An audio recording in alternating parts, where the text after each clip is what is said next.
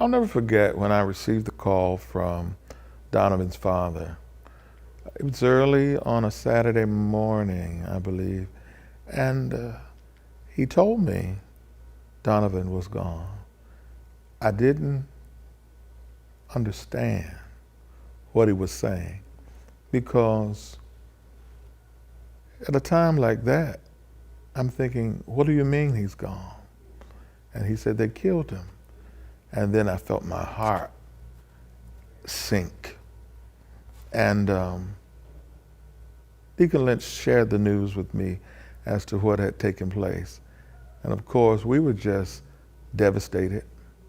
We were at a loss. We were trying to wrap our minds around, just what he said took place.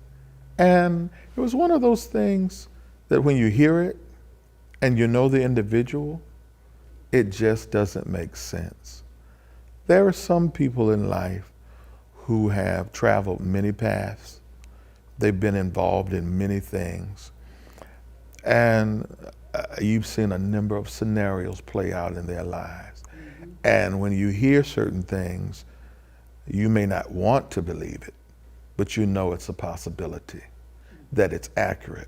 Mm-hmm. But when we heard about Donovan, nothing that was said made sense. And it was very troubling, in the least. Absolutely. We are still very much concerned, still very much in support of his family, our family. And we've prayed and we continue to pray. We've conducted interviews. We've talked to several individuals in authority concerning this, just wanting to see justice take place, wanting the dominant questions answered. Up until this point, it has been very difficult to get anyone in authority to give an answer. And I think that has been the most troubling thing. Things happen. Officers every day lay their lives on the line. They put their lives on the line for the safety of the public, to keep peace in our community. And we get it. Everyone in the street is not necessarily an advocate or a friend to the law officers and law enforcement. However, in this case, I was very concerned that we could not get a direct answer as to what took place. Initially, there was no response. And when there was a response, it was very vague. And then the narrative changed. It changed to paint a picture of this young man, this kind man, this young fellow who would come to the church. And you had to be here to see it.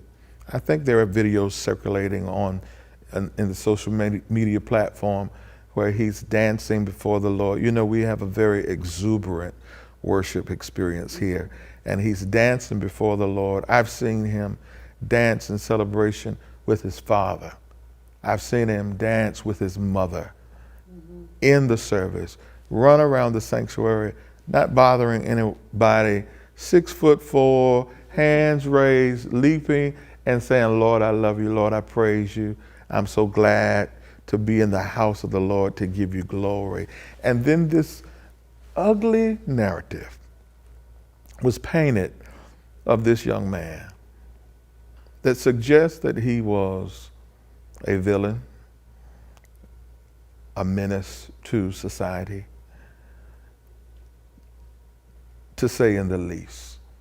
And that was very, and is very disturbing. And for those reasons, we would like the truth. We would like to really find out what really took place.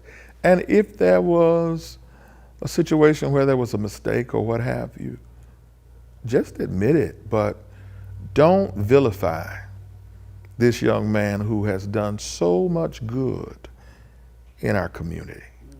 in our church, in the lives of youth across the Hampton Roads area. Yeah, yeah. And there's so many African American men